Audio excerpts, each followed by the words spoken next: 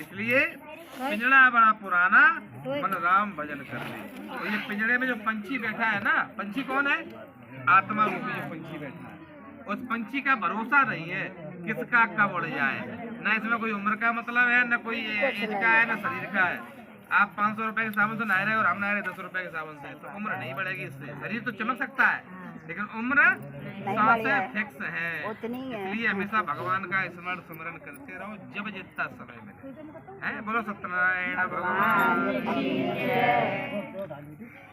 दूसरा अध्याय निर्धन ब्राह्मण तथा काष्ठकेता की कथा। काष्ठ माने लकड़ी बेचने वाले की कथा। हे दुजो, अब मैं पुनः पूर्व काल में सत्यनारायण भगवान के प्रति जिसने किया उसके बारे में बता। अब किस किस ने कथा करी उसकी कथा शुरू हो गई है क्या? एक भूख और प्यास से रमणी काशी नामक नगर में एक कोई निर्धन पंडित जी महाराज रहते थे। परिवार थोड़ा सा बड़ा था और पालन पोषण करने में थोड़ी सी समस्या आ रही थी। तो बेचारे घूमते, जगह जगह घूमते, कभी 2 दिन की व्यवस्था हो जाए, कभी 4 दिन की, कभी 8 दिन की, तो बड़ा परेशान थे। लेकिन मन के बड़ा साफ थे, निर्मल थे और भगवान के सच्चे भक्त थे। तो देखो, भक्तों की परीक्षा तो भगवान लेता है, लेकिन मदद करने के लिए अवश्य आता है। इसलिए उस पर विश्वास हम आपको होना चाहिए। तो भगवान ने एक दिन कहा कि इनकी कुछ मदद करी जाए, और उन्होंने साधु का रूप बनाया और साधु का रूप बनाकर पंडित जी महाराज के सामने आ गए। भैया क्यों परेशान हो, क्या दिक्कत है? तो नहीं महाराज, हमारा बड़ा मन अशांत रहता है, मन में बड़ा भ्रम रहता है कि मेरा जीवन यापन क्यों आ रही, कहाँ से हमें खुद नहीं है पता है।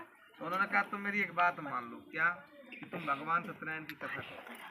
छोटा सा उपाय है। तो उन्होंने कहा कि अब कथा के लिए तो बाजार भी जाना पड़ेगा, कुछ दक्षिणा मुद्रा चाहिए, पैसा कुछ है नहीं पास में, तो ऐसे काम कैसे बनेगा? लेकिन उन्होंने फिर भी मन में संकल्प कर लिया, चलो भगवान ने कहा है, हो सकता भगवान के रूप में भगवान आए, जो होगा देखा जाएगा। तो बेचारे हाथ तो कर गए वहाँ, तो रात भर बिस्तर पे लेटे आके तो नींद नहीं आई। क्योंकि चल कैसे कथा कैसे करना, क्या करना, 45 का घर थोड़ा लीप पोत देना, उन्हें बताया नहीं अभी। और वो फिर अपनी वित्त में निकल गए, चलो 10-5 घर घूमेंगे, कुछ ना कुछ व्यवस्था बनेगी। तो भगवान की ऐसी कृपा हुई कि रोज से 2 गुना ज्यादा थैला झोला सब चकाचक हुए, भर गए। इतने दक्षिणा मुद्रा माल मिल गया उनको। तो वहीं से पंडित जी सीधे बाजार चले गए और बाजार से सब सामान ले आए और भगवान की कथा घर से प्रारंभ कर दी। और जैसे ही कथा प्रारंभ करी तो दिन दूने और रात चौगुने बढ़ना प्रारंभ हो गए।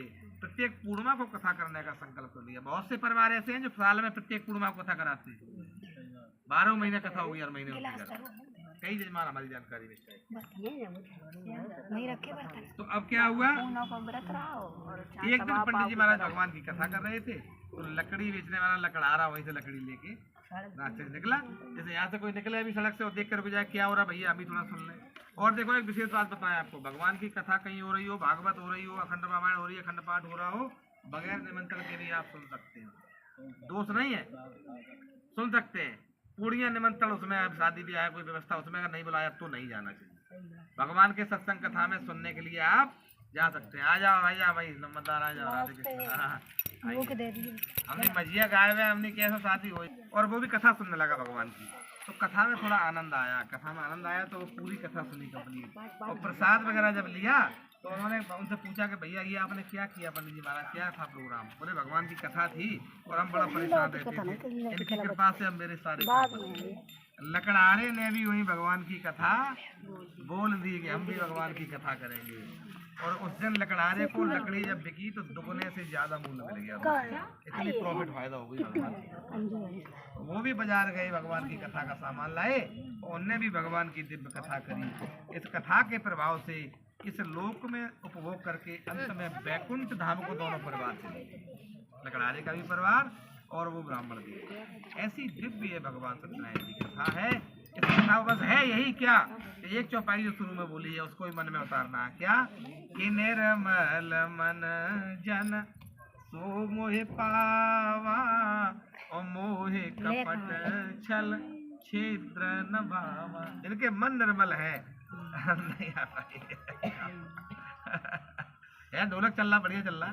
बाजार फिर होगा वजन तो बात खराब ना करो दो तीन वजन हो चुके बढ़िया तो तुम खड़कोर करी तो तुम खाएंगे ही ले फोन कर ले बात कर ले। इस प्रकार ये रेखाखंड के अंतर्गत भगवान सत्यनारायण की कथा का दूसरा अध्याय पूरा हुआ। बोलो श्री सत्यनारायण भगवान की बजाओ।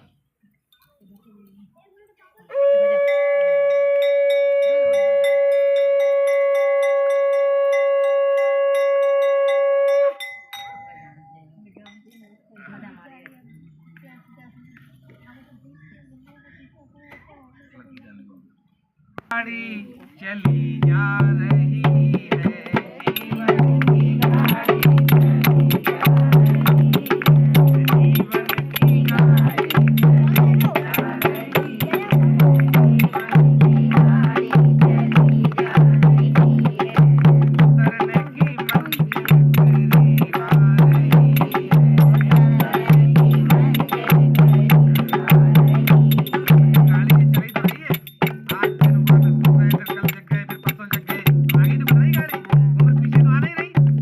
है जीवन की गाड़ी चली जा रही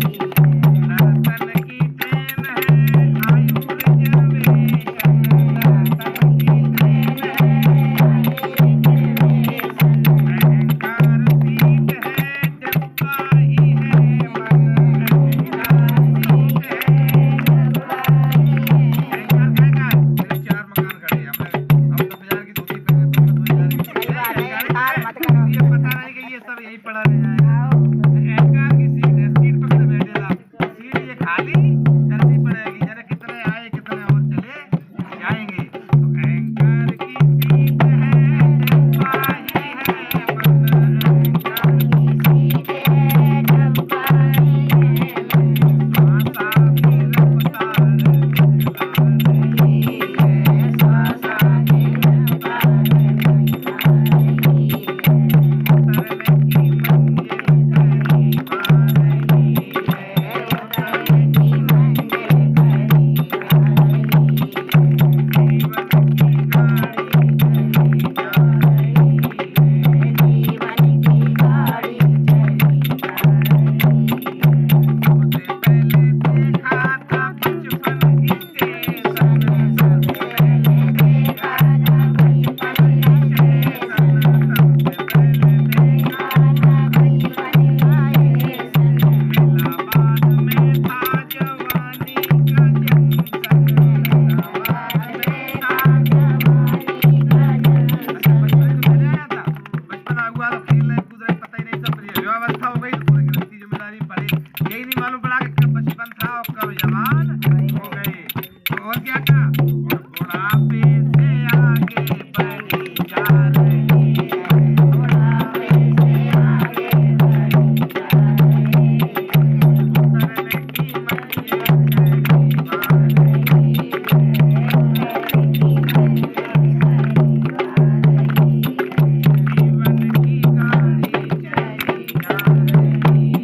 है। गाड़ी चली तो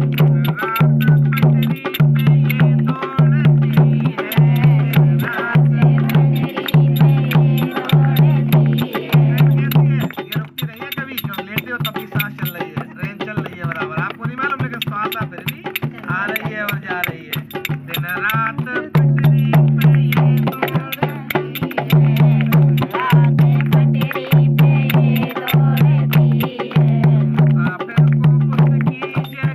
छोड़ दी